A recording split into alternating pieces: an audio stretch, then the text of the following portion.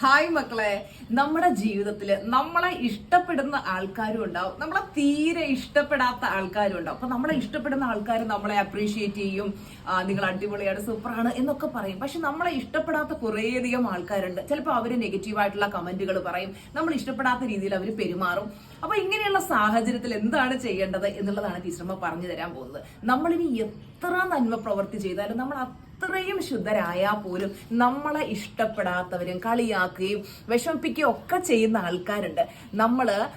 നമ്മുടെ ഫോക്കസ് നമ്മളെ ഇഷ്ടപ്പെടുന്ന ആ നല്ല ആളുകളിലേക്ക് കൊടുക്കുക. നമ്മളെ ഇഷ്ടപ്പെടാത്തവരെ വിട്ടേരെ. നെഗറ്റീവായിട്ടുള്ള ആളുകളാണ് മറ്റുള്ളവരെ വിമർശിക്കുകയും വേദനിപ്പിക്കുകയും ഒക്കെ ചെയ്യുന്നത്. അവരെ വഴിക്ക് വിട്ടേരെ. അവരെന്ത് വേണേലും പറഞ്ഞോട്ടെ. അവരൊരു സൈഡിൽ കൂടെ കല്ലെറിഞ്ഞോട്ടെ, ഒരു സൈഡിൽ കൂടെ നമ്മൾ വളർന്നുകൊണ്ടിരിക്കും അല്ലെ. അടിപൊളി കൺസെപ്റ്റിൽ അവര് കുറ്റം പറയട്ടെ, നമ്മൾ വളരും. നമ്മൾ ജീവിതത്തിൽ വളരണമെന്ന് തീരുമാനിച്ച് മുന്നോട്ട് പോകുമ്പോ ഒരുപാട് പേരുണ്ടാവും കല്ലെറിയാൻ. ആ കല്ലുകൾ പിറക്കിയെടുത്ത് നമ്മൾ നമ്മുടെ വിജയ സോപാനം തീർക്കണം. തോറ്റു കൊടുക്കരുത് മക്കളെ. ധൈര്യമായിട്ട് മുന്നോട്ട് പോകണം.